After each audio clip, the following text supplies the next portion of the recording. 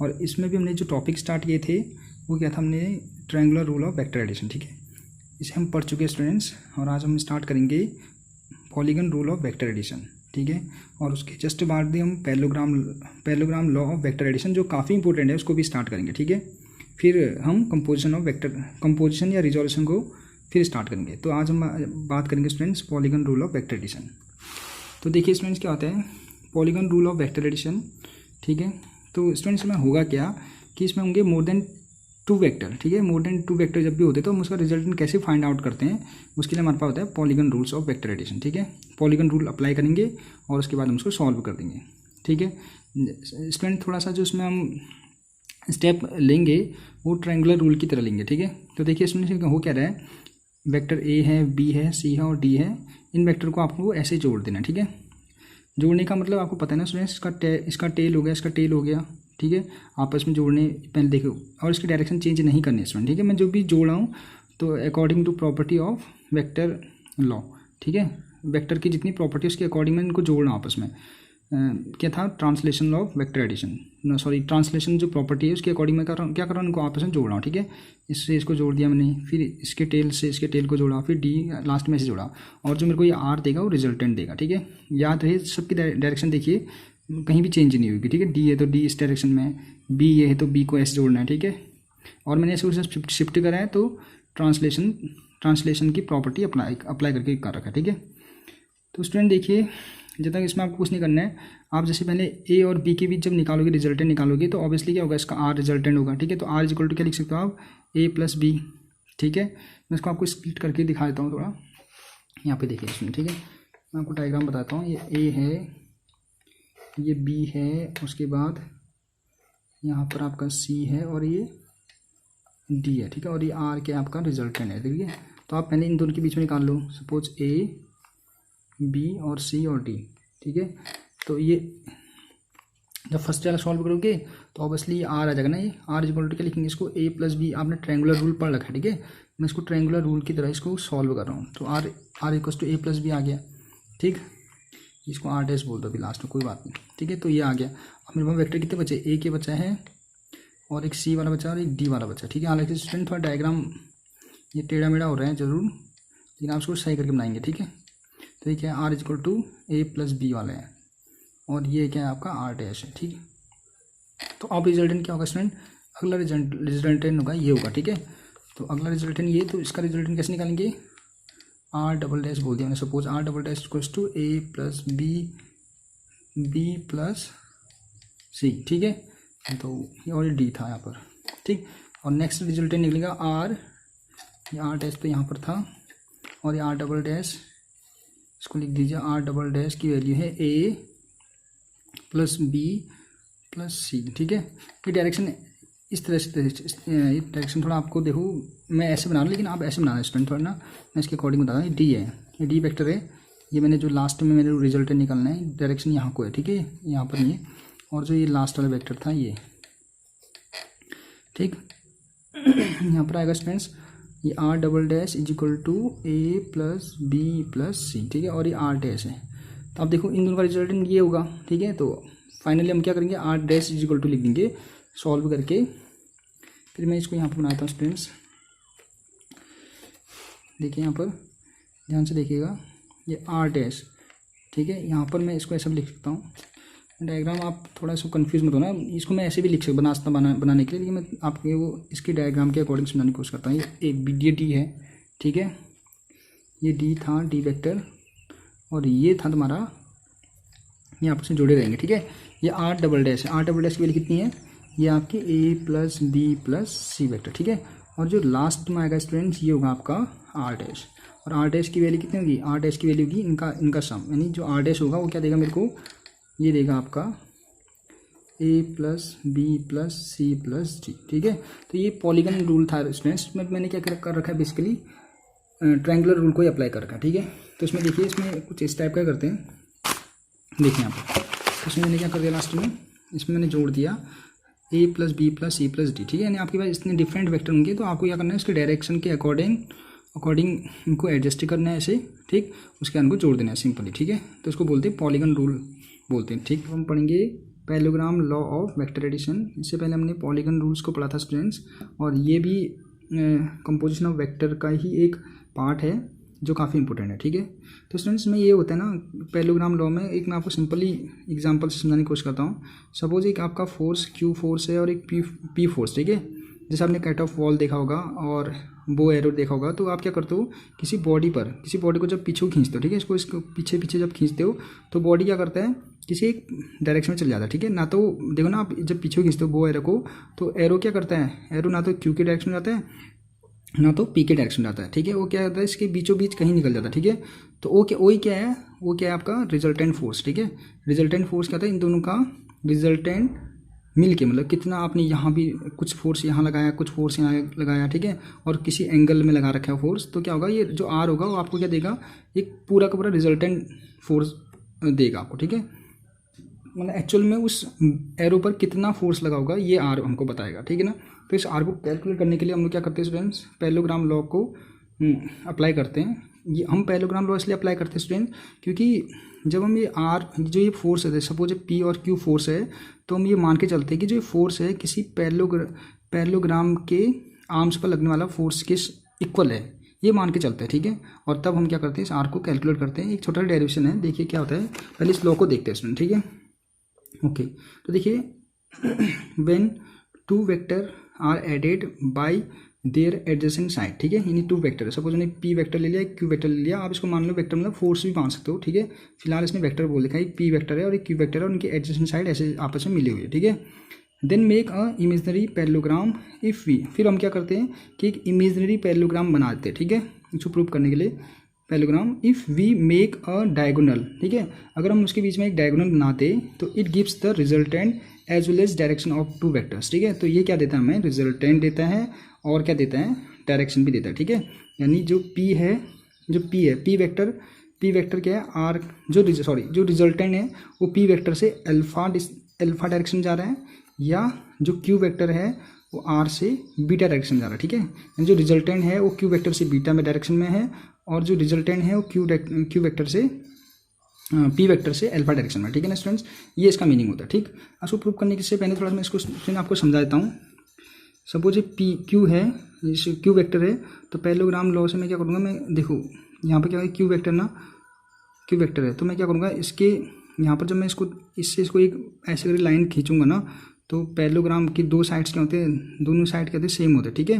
तो यहाँ क्यू है तो यहाँ पे क्यू वेक्टर होगा, ठीक। और ये तो पी था ऑलरेडी, ठीक है ना। और ये पूरा का पूरा जो एंगल है वो थीटा मान के चला है, ठीक है। तो ऑब्वियसली क्या होगा, ये भी थीटा होगा, क्रॉसपोंडिंग एंगल होता है ना स्टूडेंट्स। तो क्रॉसपोंडिंग के अकॉर्डिंग हम उसको सेम कहते हैं, ठीक है। और लेट करता हूँ कि जो अल्फा है वो क्या है, पी से आर के बीच में एंगल अल्फा, ठीक है। और आर और क्यू के बीच जो एंगल है वो बीटा है, ठीक है स्टूडेंट्स। तो अब देखते हैं हम लोग क्या इस आर को फाइंड करते हैं, ठीक है। आर का मतलब रिजल्टेंट फाइंड करते हैं। तो रिजल्टेंट का मतलब क्या हुआ, इसमें आपको पहले भी बताया मैंने कि ये क्या बताएगा, क्यू और पी के द्वारा कितना फोर्स लग रहा है उस बॉडी पर, वो आपका रिजल्टेंट है, ठीक है। इस आर को फाइंड आउट करते हैं। तो ये कंस्ट्रक्शन आपको थोड़ा सा और देखिए, ये अगर क्यू है, अगर ये देखो ये क्यू है, तो यहाँ पर देखिए स्टूडेंट, यहाँ पर लिखा है क्यू साइन थीटा, और मैं इसको लिखता हूँ क्यू कॉस थीटा लिख सकता हूँ ना स्टूडेंट्स। आपने ये एंगल रेशियो वाला कुछ फॉर्मूला पढ़ा होगा स्टूडेंट्स, आपने ना, ये परपेंडिकुलर अपॉन, मेरे को ये लेंथ चाहिए तो किस निकालूंगा, परपेंडिकुलर अपॉन हाइपोटेन्यूज, ठीक है, is equal to perpendicular upon hypotenuse क्या होता है, साइन थीटा होता है ना। हाँ, तो परपेंडिकुलर अपॉन हाइपोटेन्यूज, यानी परपेंडिकुलर क्या था यहाँ पर, परपेंडिकुलर, अगर मैं यहाँ पर लिख दूंगा परपेंडिकुलर क्या होता है स्टूडेंट्स, परपेंडिकुलर अपॉन हाइपोटेन्यूज। एक मिनट, हाँ, ये परपेंडिकुलर क्या होगा, इसके सामने ये लाइन चाहिए मेरे को, तो C N perpendicular upon hypotenuse क्या है, थीटा है, is equal to sine theta होता है, ठीक है। तो सी एन कितना देगा, ये सी एन कितना देगा, क्यू साइन थीटा, ठीक है। तो ऐसे आप सी एन की वैल्यू निकालें, क्यू साइन थीटा। और स्टूडेंट याद रहे, ये जो क्यू साइन थीटा एक मैग्नीट्यूड है, ठीक है। क्यू साइन थीटा है वो क्या है, मैग्नीट्यूड है। और यहाँ वेक्टर था, ठीक है, तो हमको तो ये मैग्नीट्यूड चाहिए, इसकी लेंथ ही चाहिए थी, तो लेंथ कितना गया, क्यू साइन थीटा, इसलिए मैं इसके ऊपर वेक्टर नहीं लगाऊंगा, ठीक है। सिमिलरली आप लोग क्यू कॉस थीटा भी निकालना चाहते हो, आप लोग ट्रायंगुलर जो ये आपका ये ट्रायंगुलर रेशियो होता है उसके अकॉर्डिंग क्या निकाल दोगे, cos upon base upon hypotenuse निकाल दो, तो क्यू कॉस थीटा भी आ जाएगा, ठीक है स्टूडेंट्स। तो आप क्या करेंगे student, when two adjacent side of a parallelogram represent magnitude and direction, both the diagonal of this parallelogram passing from their intersecting point gives the resultant that is direction as well as magnitude of two vectors। ठीक है, तो क्या होगा, जो resultant होगा, यही बोला आपका, जो रिजल्टेंट होगा वो क्या देगा, डायरेक्शन भी देगा और इसका इन दोनों फोर्स का या फिर जो भी आपका ये वेक्टर होगा उसका आपका रिजल्टेंट भी देगा। ठीक है, तो रिजल्टेंट फाइंड आउट करने के लिए स्टूडेंट देखिए क्या हो रहा है, यहाँ पर ट्रायंगल देखिए, राइट ट्रायंगल बन रहा है ACN यहाँ पर राइट ट्रायंगल। ठीक है, परपेंडिकुलर आपने खींचा है। ठीक है, ये हमने इसलिए कंस्ट्रक्शन कर रखा है स्टूडेंट्स, ये पैरेललोग्राम बन जाए हम आर को सॉल्व कर ले। ठीक है ना, हमने पैरेललोग्राम के शेप का इसको बना दिया है। ठीक, अब यहाँ पर देखिए स्टूडेंट वो क्या रहा है, देखो ये राइट ट्रायंगल बन रहा है, तो राइट ट्रायंगल की प्रॉपर्टी हम लगाएंगे। क्या होता है कि हाइपोटेन्यूज का स्क्वायर क्या होता है, वो होता है आपका बेस के स्क्वायर प्लस ये परपेंडिकुलर के स्क्वायर के इक्वल। ठीक है, तो बेस का स्क्वायर स्टूडेंट यहाँ पर देखिए, आप यहाँ पर देख रहे हो ना, बेस यहाँ से AB है, फिर BN है। ठीक है, BN की value cos Q cos theta, तो इसको मैं लिखता हूँ स्टूडेंट, ये पूरी लाइन, अगर मेरे को पूरी लाइन लेना है ना, AN लेना है तो क्या लूँगा, P plus Q cos theta. ठीक है, तो मैं इसको पूरा अच्छा ये मैग्नीट्यूड है तो मैग्नीट्यूड पर वेक्टर लगाएंगे। ठीक है, ये तो वेक्टर होगा, ये मैग्नीट्यूड है। ठीक है, तो मैग्नीट्यूड के ऊपर वेक्टर नहीं होता है। ठीक है, क्योंकि हमने लेंथ निकाले थे ना, तो ये आपका क्या गया, बेस आ गया, ये टोटल बेस हमको इतना पता चल गया और ये परपेंडिकुलर पता चल गया और ये आर वेक्टर निकाल दे। ठीक है, तो देखिए यहाँ पर कैसे निकाल दिया इसने, magnitude of the resultant is equal to Pythagoras लगा दिया यहाँ पर, हाइपोटेन्यूज का स्क्वायर इक्वल टू बेस का स्क्वायर प्लस परपेंडिकुलर का स्क्वायर। ठीक है, अब देखो इसको ओपन करने से आपको पता होगा a प्लस बी का होल स्क्वायर इक्वल टू क्या होता है, a square plus B square plus 2ab plus Q square sine square theta.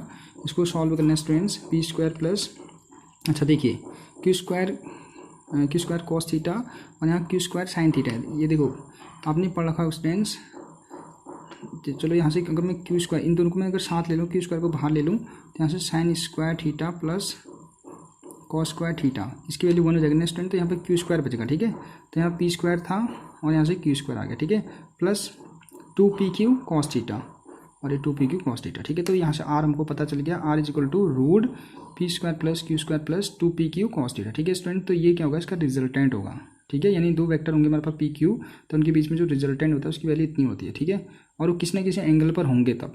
ठीक है, अगर किसी न किसी एंगल पर वो क्या करेंगे, तो उस पर एक्ट हो रहे होंगे। ठीक है, यानी अगर P है, ये Q है, Q acting on P angle दिया होगा, तो आप क्या निकालोगे, उसका रिजल्टेंट हम ऐसे फाइंड आउट करेंगे। ठीक है, और स्टूडेंट कभी कभी ऐसा होता है कि आप क्वेश्चन में ऐसा आता है कि एक वेक्टर आपका P है, एक वेक्टर आपका Q है।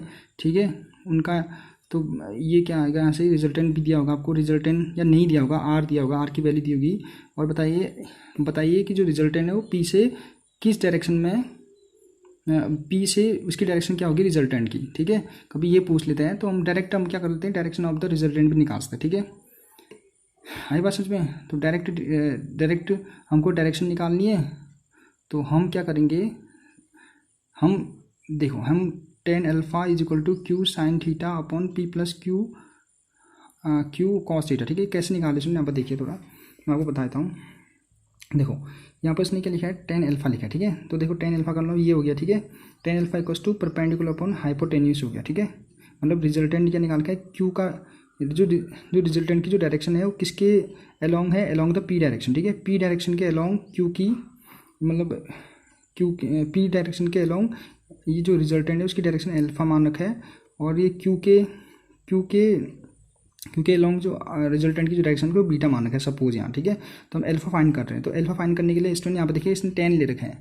ठीक है ना, तो मैं एक बार मानता हूँ कि सपोज मैं साइन करके मानता हूँ। ठीक है, तो देखिए अगर मैं साइन मानता, यहाँ पर अगर अल्फा है तो साइन मानता तो क्या होता है, साइन थीटा इक्वल टू होता है तुम्हारे पास, sine theta is equal to, नहीं यार, sine alpha is equal to क्या होता है, परपेंडिकुलर अपॉन हाइपोटेन्यूज होता है। ठीक है, again perpendicular upon hypotenuse, perpendicular कितना है, क्यू साइन थीटा। चलो ये तो मैं फाइंड आउट कर देता, बट आर को फाइंड कैसे करता, यानी आर को फाइंड करने के लिए मेरे को अगेन क्या करना पड़ता है, इस फॉर्मूले में जाना पड़ता है दोबारा। ठीक है, दोबारा इस फॉर्मूले में जाना पड़ता है, या एक काम और करता हूँ मैं, इसको कॉस मान के चलता हूँ, कॉस अल्फा।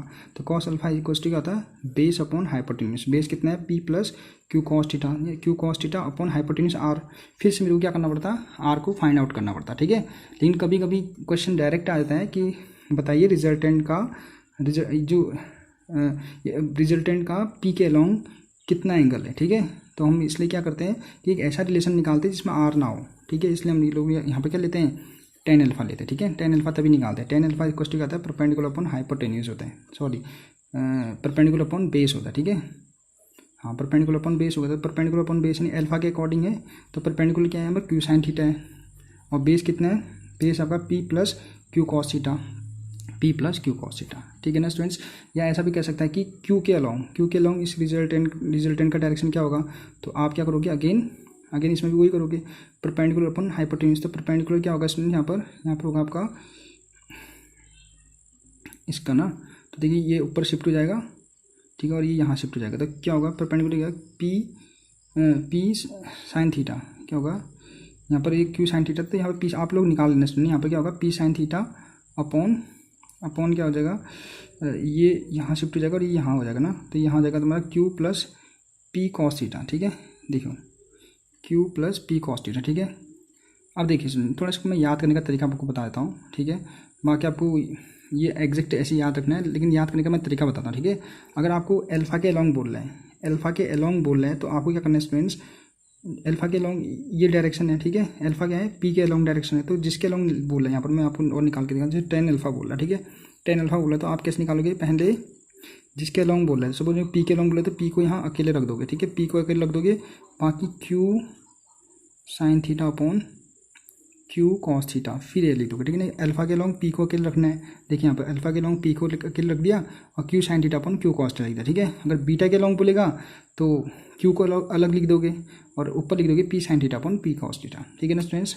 जिसके लॉन्ग पूछेगा उसको अकेले कर देना ऐसे ही, फिर उसके बाद ऐसे जोड़ना है, थोड़ा ट्रिक टाइप की होगी, बाकी आप लोग उसको ऐसे याद रखोगे, ठीक है स्टूडेंट्स। तो उसके स्टूडेंट्स के कुछ स्पेशल केस है, उसको मैं आपको बता देता हूँ, जो आपको न्यूमेरिकल में काफ़ी हेल्प करेंगे, ठीक है ना। देखिए यहाँ पर इसके स्पेशल केस है, देखिए क्या बोले इसमें, देखिए R square equal to P square plus Q square plus 2p की कॉस थीटा, ठीक है। यहाँ पर रूट, इससे पहले मैंने रूट लगाया था ना, रूट को हटा के यहाँ स्क्वायर लगा दिया, ठीक है।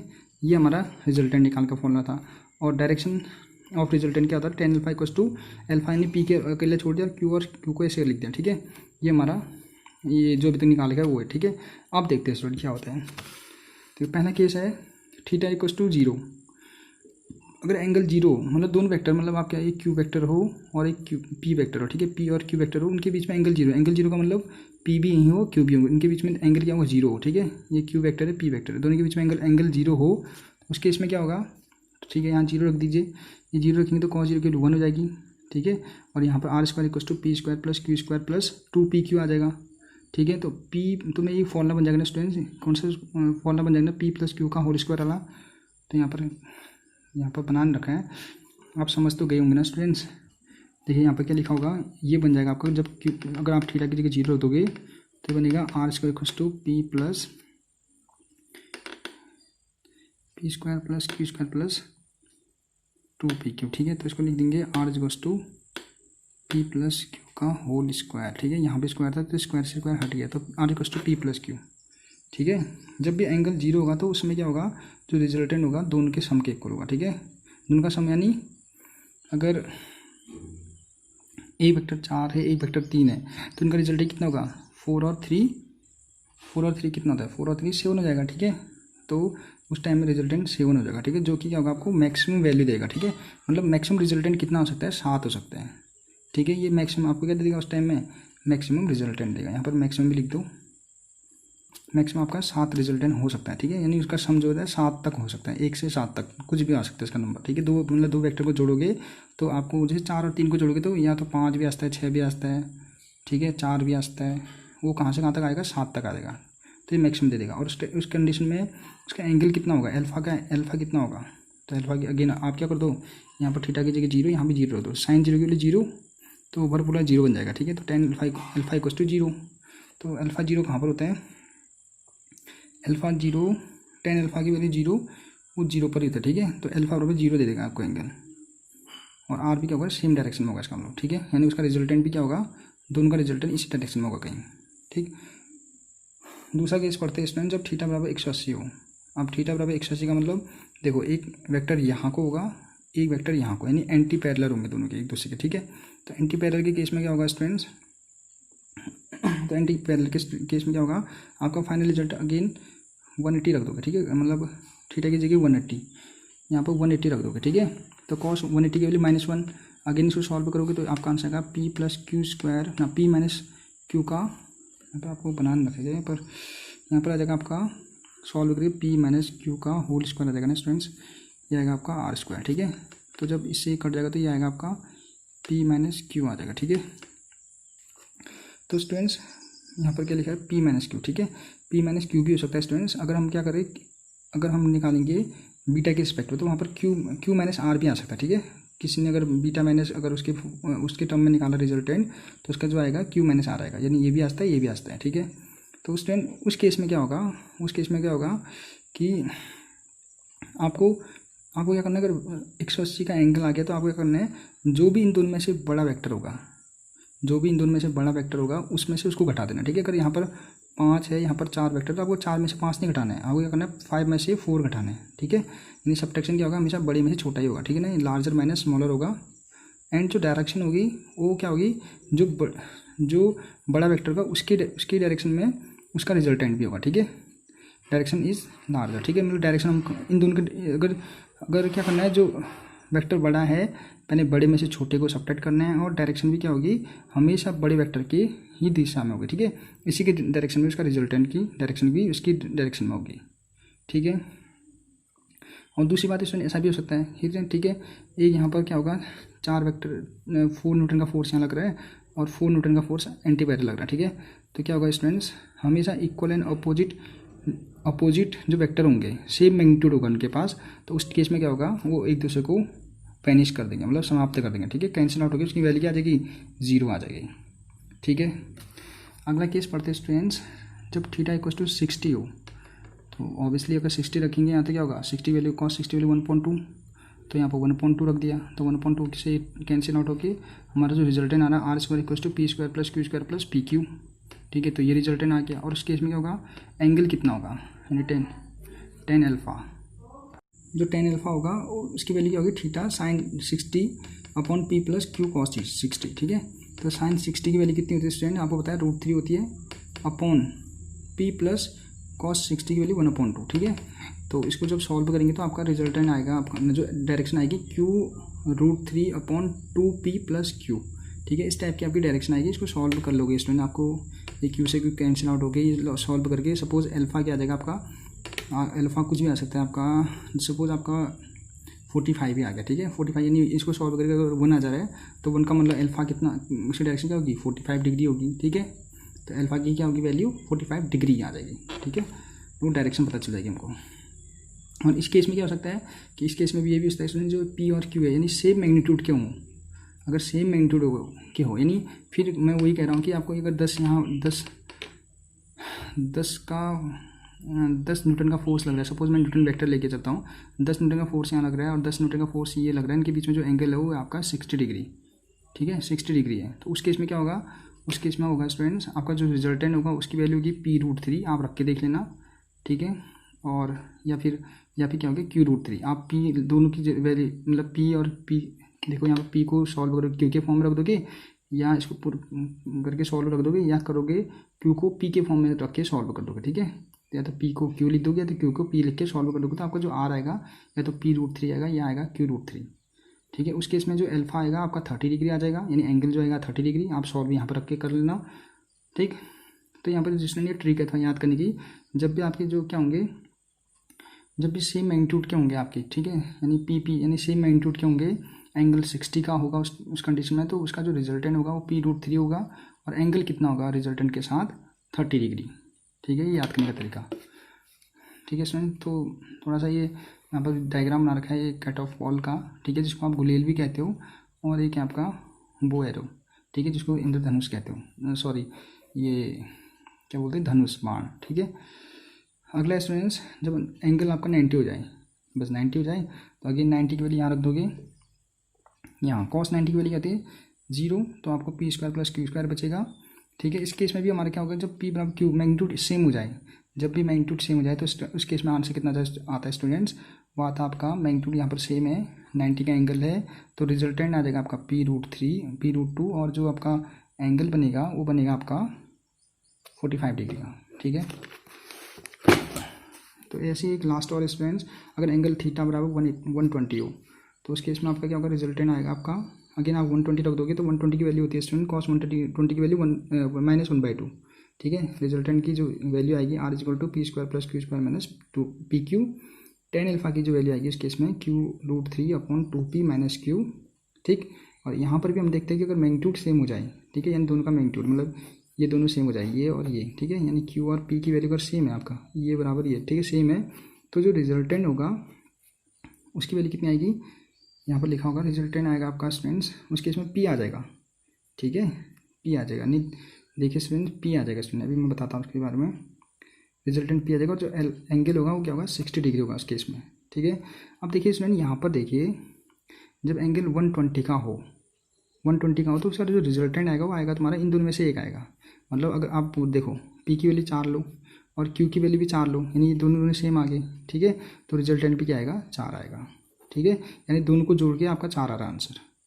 तो देखिए स्टूडेंट ये वेक्टर में ही होता है ऐसा, ठीक है। वेक्टर आप क्या करते हैं, जो हम सिंपली जो एडिशन करते थे, ठीक है, जो ऑर्डिनरी एडिशन करते थे 4 और 4 जो कि 8 आता था, लेकिन यहाँ पर देखिए जो रिजल्टेंट आ रहा है वो कितना आ रहा है, 4 और 4 जोड़ के कितना आ रहा है, 4 ही आ रहा है फ्रेंड्स। जो इस टाइप की कंडीशन होती है, ठीक है, नहीं 4 और 4 जोड़ के आ रहा है 4 आ रहा है, 4 और 4 जोड़ के रिजल्टेंट भी 4 आ रहा है, तो ये जो हो रहा है, ठीक है, ये सिर्फ वेक्टर में होता है, हमारा स्केलर में नहीं हो पाता है, ठीक है। यहाँ पर थोड़ा इसके लिए भी हमने शॉर्ट ट्रिक बना रखी है।